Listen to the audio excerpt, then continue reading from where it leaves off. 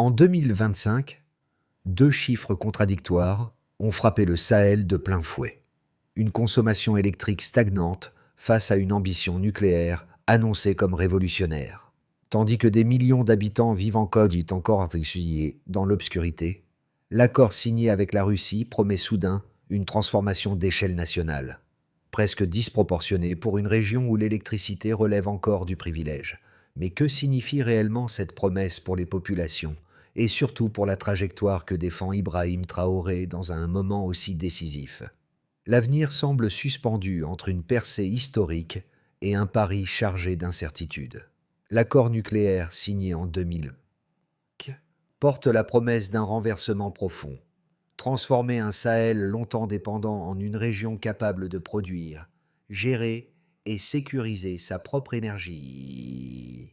Au cœur de cette ambition se trouve un bénéfice clé, simple mais déterminant. Accéder enfin à une électricité stable, condition essentielle pour l'éducation, la santé, l'agriculture et la croissance économique. Pourtant, cette perspective lumineuse s'accompagne d'une tension réelle, car chaque avancée technique repose sur des fondations encore fragiles, où la dette, la gouvernance et l'infrastructure conditionnent le rythme du progrès. Ce projet s'inscrit dans une équation délicate. Vouloir bâtir une souveraineté énergétique exige de concilier rapidité de mise en œuvre, sécurité des installations et capacité locale à absorber un transfert technologique massif. Un micro-doute persiste d'ailleurs dès maintenant. Les promesses portées par la technologie pourront-elles suivre la cadence des besoins immédiats d'une région où l'accès à l'électricité reste inégal et souvent incertain?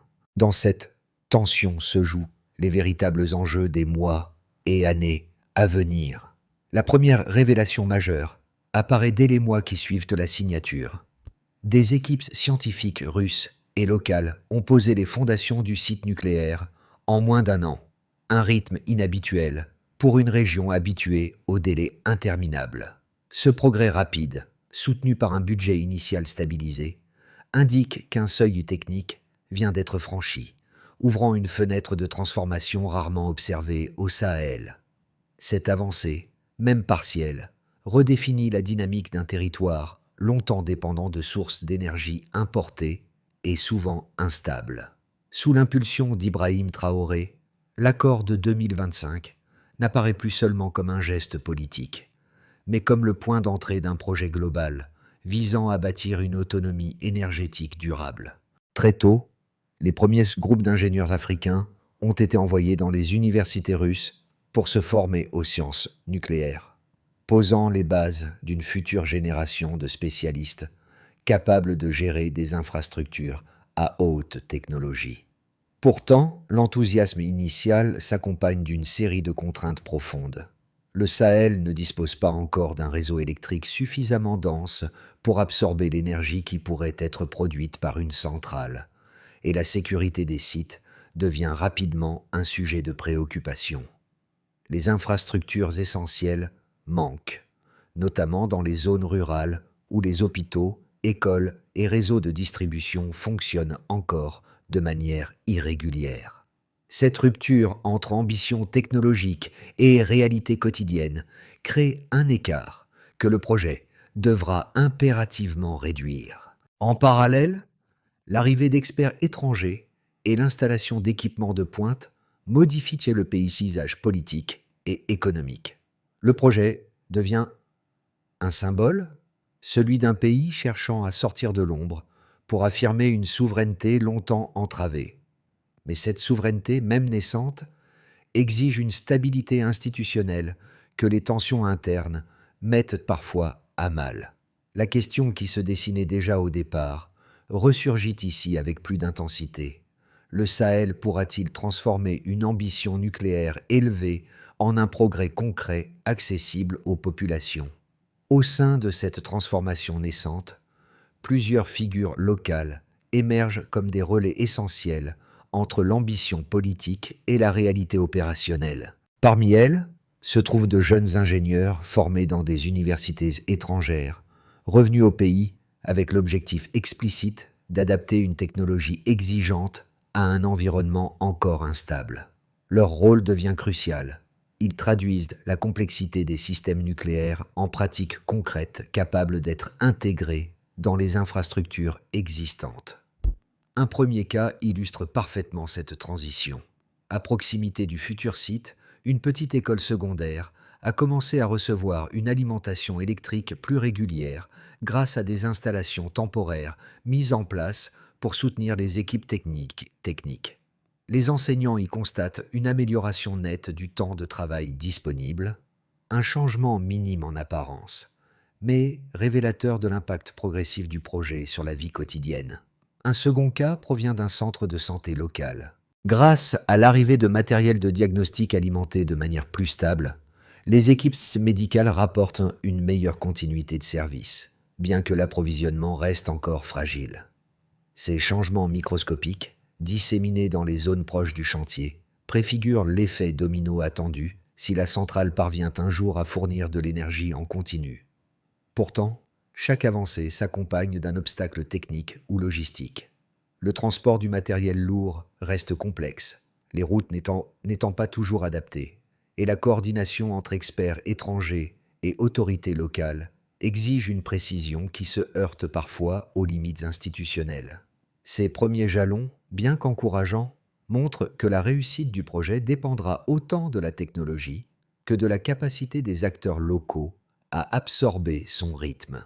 Avant 2025, le Sahel avançait avec un réseau énergétique morcelé, dépendant de générateurs coûteux, de lignes instables et d'importations incertaines. Après la signature de l'accord nucléaire en juin 2025, une séquence compacte d'événements a commencé à remodeler les priorités politiques, économiques et techniques du pays. Le passage du manque et manque chronique à la promesse structurée s'est enclenché sous l'impulsion d'Ibrahim Traoré, qui voyait dans cette alliance une possibilité d'arracher la région à plusieurs décennies de vulnérabilité. Au cours des premiers mois, l'arrivée coordonnée d'ingénieurs russes et d'équipes locales a donné au projet une visibilité immédiate. Le terrain destiné à accueillir la centrale a été nivelé, sécurisé, puis balisé selon les protocoles internationaux fournis par l'AIEA, venu observer les premières étapes du chantier. Les machines lourdes ont été acheminées par convois successifs, révélant la difficulté d'opérer dans des zones dépourvues de routes adaptées. Chaque livraison constituait un défi logistique, mais aussi un signal. La transition énergétique n'était plus une abstraction. Parallèlement, les universités partenaires en Russie ont accueilli la première cohorte d'étudiants sahéliens en sciences nucléaires. Ces départs ont été présentés comme une étape fondatrice, car ils devaient permettre la formation d'une génération capable de maintenir, superviser et sécuriser les installations futures. Le programme incluait des modules sur la technologie des réacteurs, la radioprotection, la gestion des déchets et les protocoles d'urgence, reflétant la volonté d'anticiper les risques inhérents à un secteur aussi sensible. Les mois suivants ont été marqués par une intensification des discussions politiques internes. Certains partis d'opposition dénonçaient les coûts projetés des infrastructures, les risques d'endettement et la nécessité d'une surveillance rigoureuse de la part des institutions nationales. Les débats parlementaires ont mis en lumière un paradoxe. La promesse d'autonomie énergétique reposait sur un partenariat technologique qui, selon les critiques, créait lui-même une nouvelle dépendance. Cette tension s'est accentuée lorsque les premières dépenses liées au renforcement du réseau électrique ont été rendues publiques. Pendant ce temps, les communautés proches du site ont commencé à ressentir les premiers effets indirects du projet. La demande en logement temporaire pour les travailleurs, en restauration locale et en services logistiques a généré une activité économique inédite dans certaines localités, autrefois marginalisées. Les commerçants rapportaient une augmentation notable du trafic, tandis que les écoles locales bénéficiaient de travaux d'amélioration liés à l'arrivée d'équipes techniques ayant besoin d'infrastructures stables. Au niveau international, l'accord a attiré l'attention immédiate des puissances occidentales. Des réunions discrètes ont eu lieu dans plusieurs capitales, où l'on débattait des implications géopolitiques d'un Sahel doté d'une centrale nucléaire. Ces discussions, mêlant prudence et inquiétude, reflétaient le poids stratégique que pourrait représenter un pays anciennement dépendant s'il venait à contrôler un outil énergétique souverain. Les États-Unis, l'Union européenne et certaines organisations africaines ont exprimé à plusieurs reprises le besoin d'un suivi rigoureux, en particulier concernant la sécurité des installations et la gestion des compétences sensibles. À mesure que le projet progressait, un dernier mouvement s'est imposé, l'obligation pour le Sahel de renforcer ses institutions internes afin d'absorber un chantier d'une telle ampleur. Les autorités ont annoncé de nouveaux mécanismes de supervision, l'élaboration de protocoles d'audit et la création d'équipes spécialisées chargées de surveiller la conformité du chantier. Ces dispositifs devaient répondre à une crainte persistante, voire une ambition historique fragilisée par un manque de préparation administrative. La première différence mesurable apparaît entre la situation énergétique du Sahel avant 2025 et les projections établies après l'accord. La production potentielle pourrait couvrir 70% des besoins nationaux d'ici 2030, un chiffre qui illustre un saut inédit pour un territoire encore marqué par des pénuries structurelles. Cette estimation, largement relayée dans les rapports préliminaires, signale un écart considérable entre une réalité fragile et une ambition désormais encadrée par des infrastructures en construction. La deuxième donnée essentielle concerne l'impact agricole anticipé.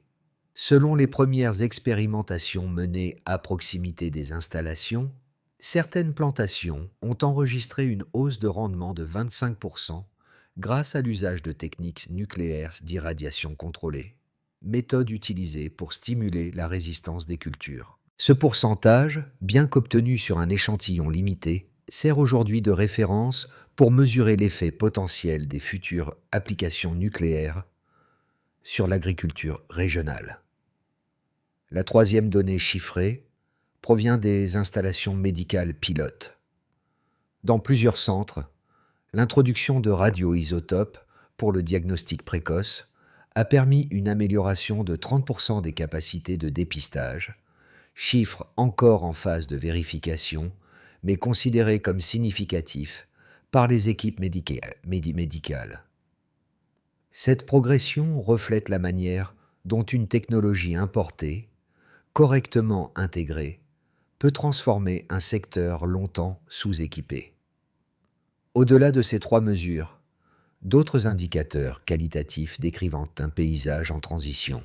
Le chantier attire désormais une main-d'œuvre plus diversifiée, mêlant spécialistes étrangers et techniciens locaux, créant un environnement d'apprentissage intensif où les compétences se transmettent à un rythme rarement observé dans le pays. Le secteur éducatif, lui aussi, commence à percevoir les effets de ce nouveau cycle. Des partenariats universitaires ont ajouté des modules consacrés à la sûreté nucléaire, renforçant progressivement la capacité locale d'absorber la complexité technologique du projet. Les effets sociaux émergent lentement, mais ils deviennent tangibles.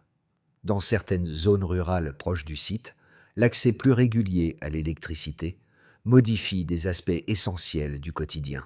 Les écoles pilotes fonctionnent plus longtemps, les commerces prolongent leurs heures d'activité, et des ateliers artisanaux, autrefois limités par l'absence de courant, peuvent désormais envisager de nouveaux modèles de production. Ces signaux, même faibles, tracent une trajectoire qui pourrait s'amplifier si la centrale atteint un niveau opérationnel suffisant. Sur le plan économique, les premiers flux financiers associés au projet révèlent une dynamique en expansion. Les investissements liés à la construction, à la formation et à l'équipement des sites créent une chaîne d'opportunités qui touche directement les secteurs du transport, de la logistique et du bâtiment. Des entreprises locales se positionnent déjà pour répondre à la demande croissante de services techniques, générant de nouveaux emplois dans les régions qui, jusque-là, n'avaient guère bénéficié de projets d'une telle ampleur. Cependant, chaque gain mesuré s'accompagne d'une contrainte budgétaire ou d'un risque structurel. La dette nationale augmente et les autorités doivent désormais anticiper des échéances financières lourdes, liées aux réacteurs, à l'entretien des infrastructures et à la formation continue d'une main-d'œuvre hautement spécialisée. La viabilité du projet dépendra donc de l'équilibre délicat entre bénéfices immédiats et soutenabilité à long terme, équilibre que les décideurs tentent encore de stabiliser. Le premier argument des partisans du projet nucléaire repose sur une conviction ferme. L'accord signé en 2025 constitue l'occasion la plus concrète, la plus structurée et la plus ambitieuse jamais offerte au Sahel pour sortir de la dépendance énergétique.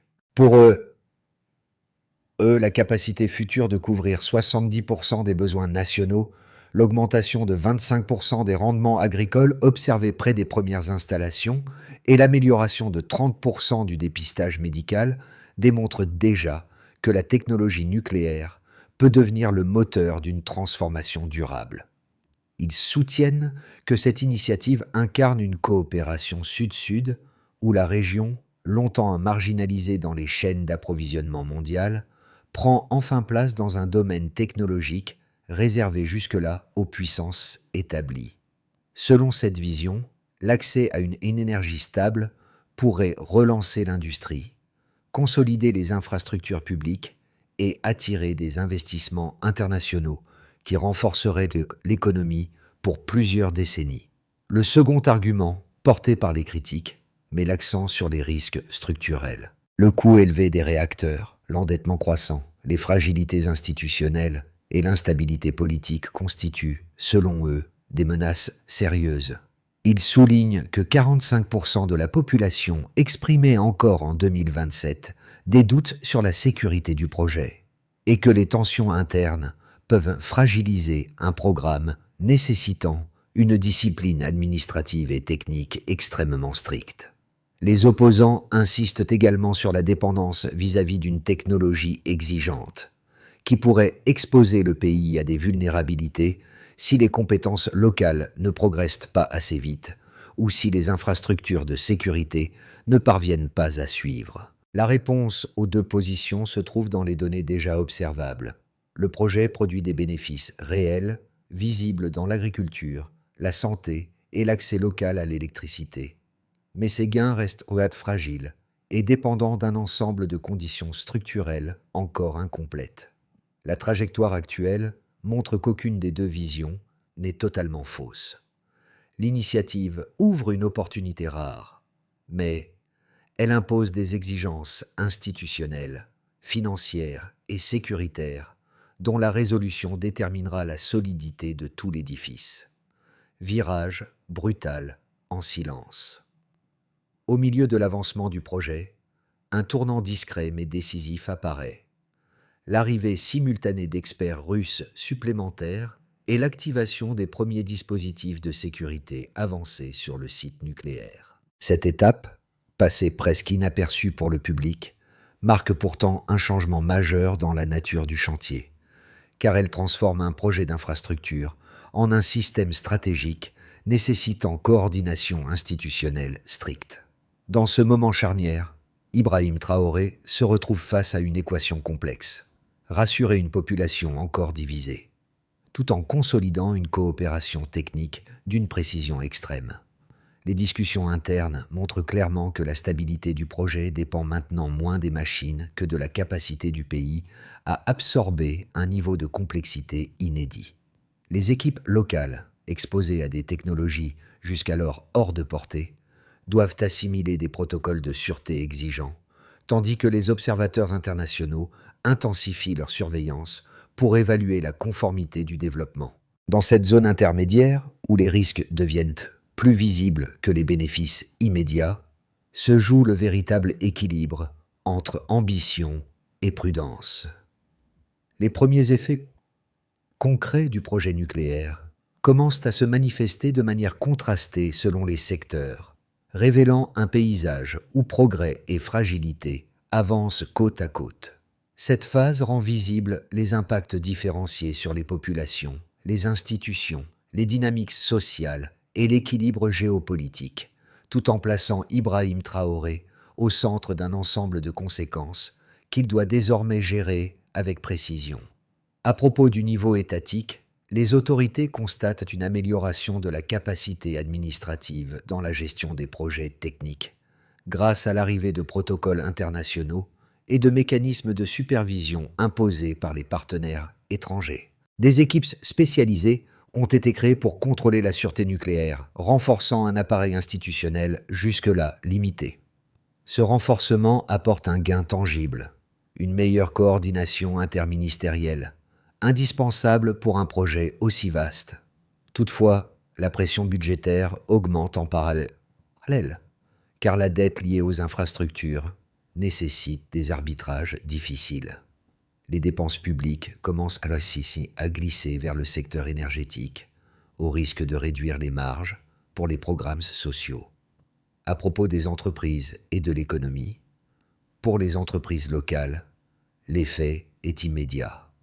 Le chantier attire un flux soutenu de contrats dans le transport, la logistique, la construction et les services techniques. Des zones autrefois marginales voient apparaître de nouveaux ateliers, des commerces et des services temporaires qui stimulent l'économie régionale.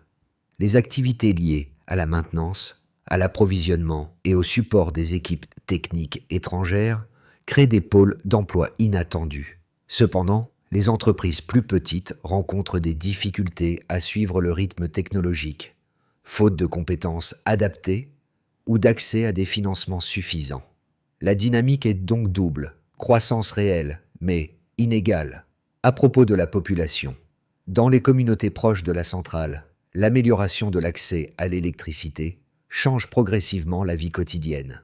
Les écoles fonctionnent plus longtemps, les centres de santé utilisent des équipements modernes et certaines familles découvrent pour la première fois une alimentation électrique plus stable. Les agriculteurs profitent des progrès techniques, notamment avec les rendements agricoles en hausse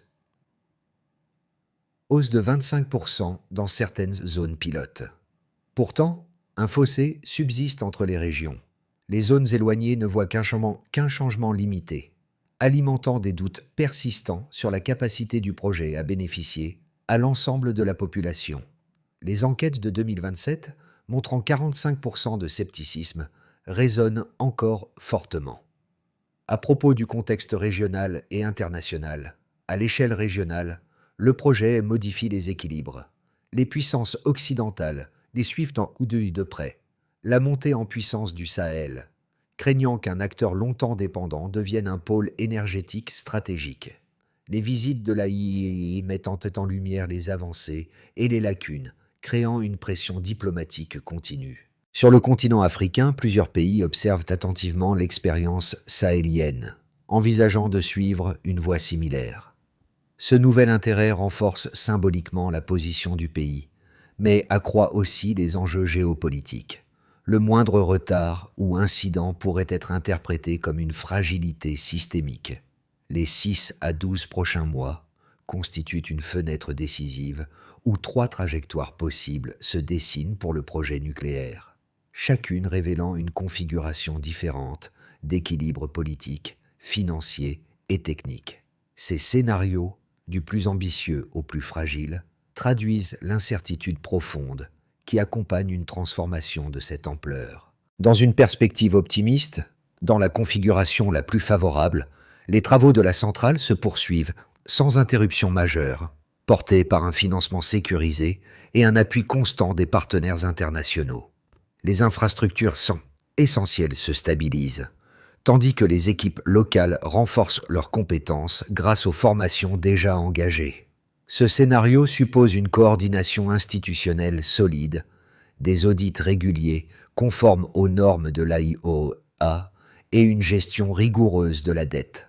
Si cette voie se concrétise, la centrale pourrait commencer à élargir sa capacité de production, donnant au Sahel un statut de modèle régional en matière d'indépendance énergétique.